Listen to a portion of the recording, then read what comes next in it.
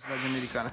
E até eu faço um apelo para a população que faça denúncias de casas irregulares, de maus tratos, porque inclusive essa semana nós tivemos uma denúncia anônima, nós fomos até o local na cidade de Jardim, havia realmente uma casa de repouso de idosos clandestinas, encontramos alimentos vencidos na geladeira, não tinha funcionário técnico lá, não tinha nutricionistas, não tinham fisioterapeutas, e isso vem junto a calhar com o projeto que foi aprovado por essa casa. Agradeço até a disposição aí, o voto de confiança dos vereadores dessa casa, de ter aprovado o nosso projeto, que obriga essas casas a terem o monitoramento, de guardar por até 6 meses as gravações, para a gente poder ter uma fiscalização mais efetiva ainda. Porque muitas das vezes, quando a gente chega para fazer a fiscalização,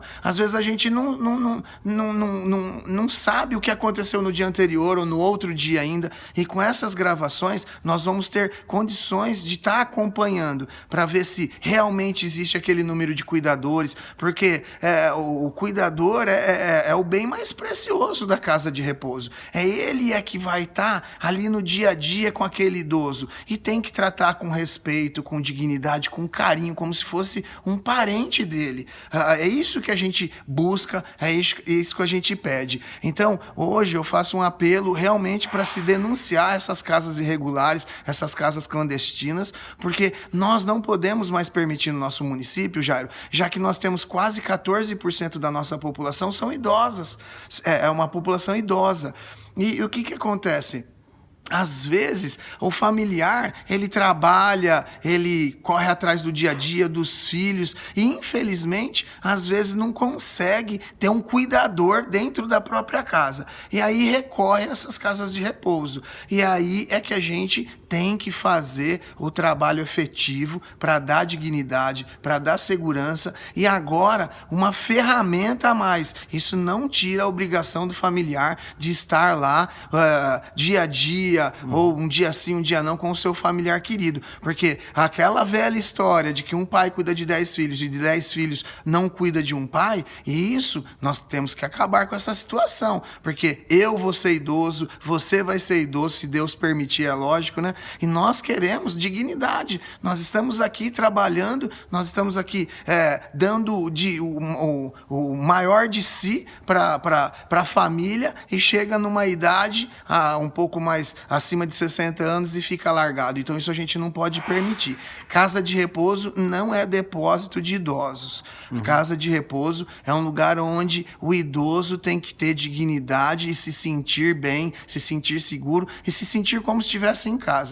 Então, mais uma vez, eu parabenizo o Conselho Municipal do Idoso, todos os seus conselheiros, a Vigilância Sanitária e a Promotoria, que está efetivamente fiscalizando, e se tiver irregularidades, serão interditadas essas casas. Qual que é o prazo que eles terão que instalar isso? Assim que o prefeito sancionar a lei, eles terão 6 meses para instalar esses equipamentos.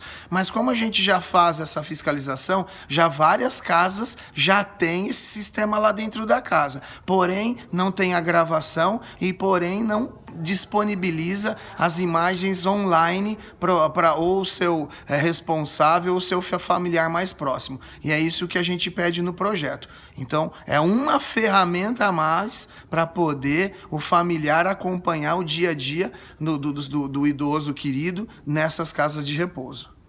Walter, o Conselho vai ter acesso também a essas imagens para saber se realmente os idosos estão sendo bem tratados?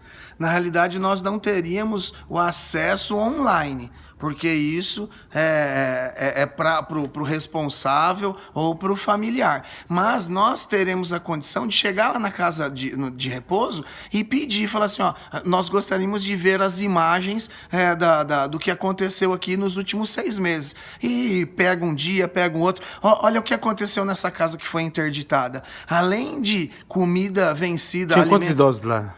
tinham 6 idosos. Além de alimentos vencidos que nós encontramos, tinha uma outra pessoa morando lá e que ela aparentava ter problemas esquizofrênicos. Inclusive, a própria proprietária falou pra gente que ele tinha um problema com esquizofrenia. Agora, você imagina 6 idosos lá e uma pessoa com um problema desse tipo, o risco que esses idosos estariam correndo. Porque esse tipo de esquizofrenia, ele tem que ser tratado totalmente diferente do que tem que ser tratado um idoso. Não, a gente não pode admitir que se misture uma pessoa com uma doença como essa com idosos indefesos, na realidade, lá. A gente não sabe o que essa pessoa pode fazer com um talher, com alguma outra coisa no momento de crise, né? No momento de crise, exatamente. Então, tem que ser tratado diferentemente e não pode estar junto, de maneira alguma. Walter,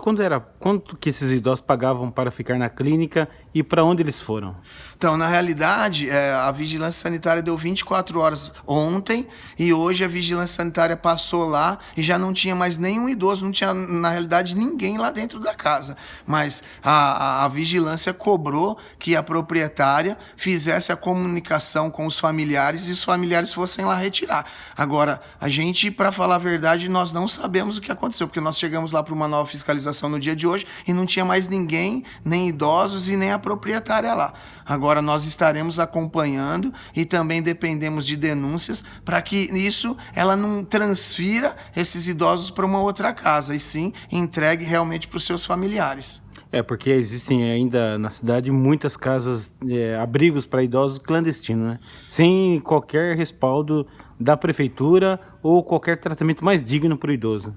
Então, das casas que nós fiscalizamos, muitas ainda estão irregulares nas suas documentações. Não tem um responsável técnico, ou não tem o número devido de cuidadores, ou não tem nem alvará de vistoria do Corpo de Bombeiros.